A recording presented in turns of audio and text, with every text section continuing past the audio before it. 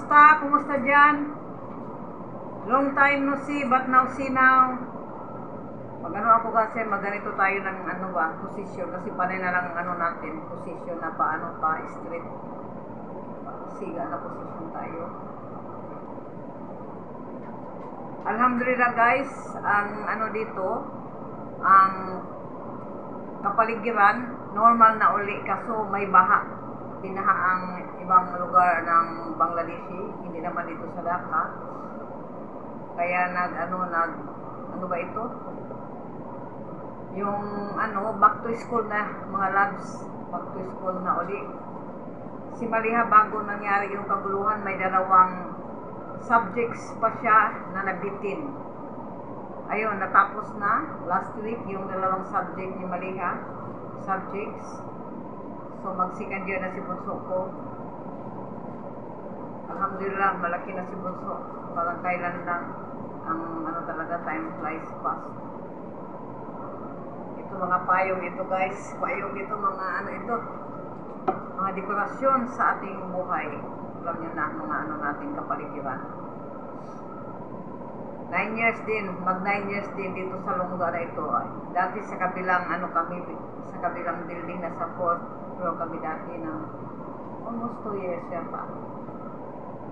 Maganda sa 4th floor guys, dahil medyo baka tingin-tingin ka, mag-upo ka, hindi ka ma-relax ka, walang stress dahil tingin-tingin ka sa daan, sa mga kalye. Dito, grabe ang namin dito, first floor kami dito. So dito lang talaga ang natin, ang location. Tapos si Rihanna naman, yung kaguluhan na yon, may exam pa din si Rihanna, yung test exam nila. After test exam, final na. Mag 3rd year na. Tapos ayun, nagsimula ayun, back to school na. So kahapon ay nung isang araw, yung nag-umpisa na uli yung yung test ni Rihanna. What subject first for you? Huh? What subject the first day? Math. Oh, math ang subject. Tapos interval, today wala, bukas ulit tax ang subject. So ayan, study to, grabe study, magkakabalang din bro. After 2 months, final.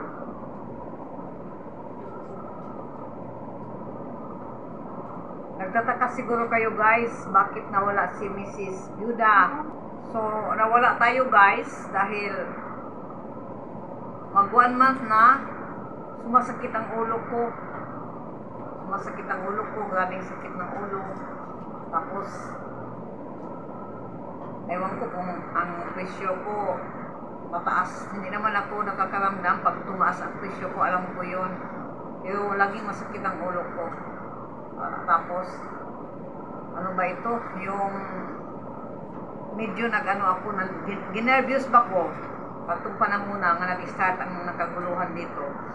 Ayun, sa nervyos ko, umatake na naman ang ko, uli, insomnia. May insomnia ako mga labs.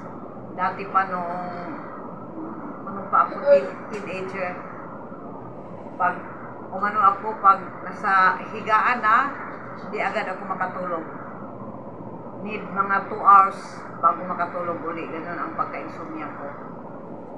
Tapos ngayon naman, putol-putol ang tulog. So masakit ang ulo ko.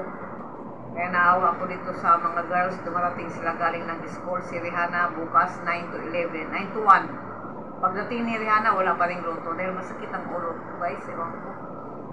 So ito hindi ko alam kung pero nung 2 days ago, mga 6 AM yata, bigla akong nagising sa sakit ng dibdib ko. Sumakit ang dibdib ko guys, grabe ang sakit ng dibdib ko. Tapos hindi ko naman ginising sila dahil tulog, bigla rin nagising si Maliha dahil katabi ko siya sa pagtulog. Ayun, sabi niya, anong nangyari sa'yo ma? Tapos ako, inhale, exhale. Ayun, medyo after 5 minutes, nawala yung sakit. Phone ito ni Rihanna guys, naputol yung ko dahil full memory. 3GB lang yung phone ko na ginagamit ni Maliha. Itong kay Rihanna 4GB. Kaya yun, continue ulit tayo. So, ano yun, nung sumakit nga ang dibdib ko. Tapos sakit ng likod ko, hinilot ni Maliha yung likod ko, bigla. Alhamdulillah, after 10 minutes, nawala yung paninik ko sa dibdib ko. Sakit ba? Hindi naman sikip, basta kay sakit ng dibdib ko. Yun ang ko nangyari. Tapos that day, hindi ako nagluto. Si mga girls nagtulungan, yung talong niluto ni Maliha. Si Rihanna ang nagsaing ng rice, si Maliha ang nag-fry ng talong. Tapos sa gabi, lang kami, nag-potato smash, alo borta ang tawag dito. Yun ang kinain lang namin. Dahil masakit talaga ang ulo ko. Kaya kahapon, bumili ako ng anti-relax tablet for depression. Uminom ako kahapon. Tapos at saka yung dalawang piraso rin ang binili ko na for sleeping tablets. Prescribe yun sa akin ng doktor, guys. Yung mga iniinom ko, nilalagay ko lang yung mga yung wala nang laman, para yun lang bibilihin ko. Uminom ako kahapon, medyo na-relax ako, guys. Nakatulog ako. After having our lunch, nakatulog ako. Hanggang mag-alas, 7:30 na, o alas 8 ng gabi ako nagising.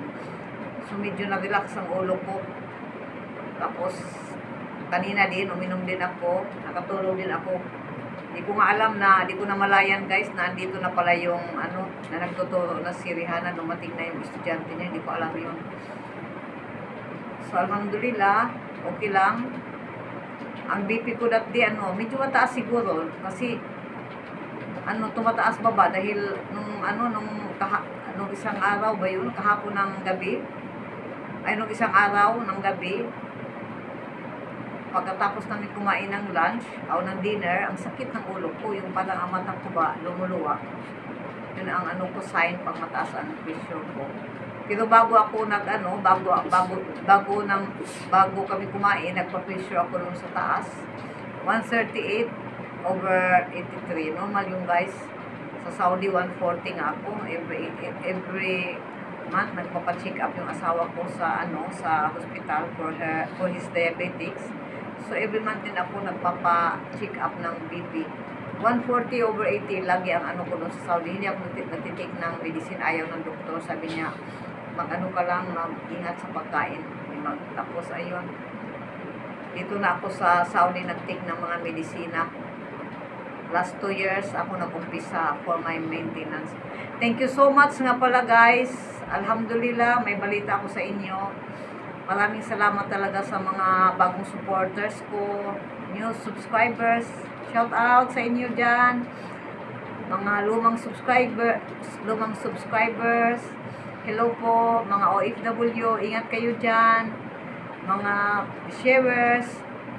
At sa mga tumutulong na mga nag-sponsor sa akin from the very beginning of my vlog. Maraming salamat po sa inyo sa mga nag-sponsor sa amin. Nakakatulong talaga yun sa amin. Thank you so much sa inyo.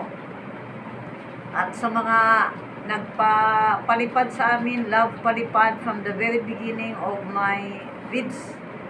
Andyan kayo palagi sa amin, nagpapalipad. To all, yung isang Pilipina na nasa Pakistani, nagpapalipad siya dati sa akin. Pakistani ang hobby niya. Thank you, Jang, alam mo yon. Sa mga nagpapalipad lahat, sakay dati-dati nagpapalipad talaga palagi si Ann, Cake Tarot, palagi niya akong tinutulungan. Thank you, Ann, sa love sa ate at sa lahat ng Musang Society. Hello everyone, Musang Society. Maraming salamat sa inyo, sa inyong pagsuporta sa ate. Alam nyo na yun kung sino-sino kayo. Itong latest na vlog ko, sila ang nagpataas ng ng revenue. Kaya nakasahod tayo, guys. Hindi ko pa nakuha. Nag-email na sa ni Rihanna na ando na daw ang sweldo. Kaso pinaano ko muna ng ilang araw dahil dati pagka magbigay ng email, mga 2 days, 3 days, pinupuntahan ko na, wala pa rin doon dahil nasa main branch yun, nakadirect, tapos i-deliver lang yun sa branch. So, tomorrow, hindi namin pwede makuha dahil may exam si Rihanna. Friday, Saturday, holiday dito. Din Sunday, may exam ulit si Rihanna. So, Monday na namin yun makukuha. Maraming salamat sa inyo. Sa mga ninyo, love sa amin. Andito lang ako. Huwag kayong mag-alala. Safety kami. Safe kami. Thank you so much talaga. Huwag kayong magsawang manonood. Dahil sa inyong lahat, mga supporters ko, shout out dahil sa inyo. Andito tayo, nakasahod tayo dahil sa suporta ninyo. Tumataas ang views ko.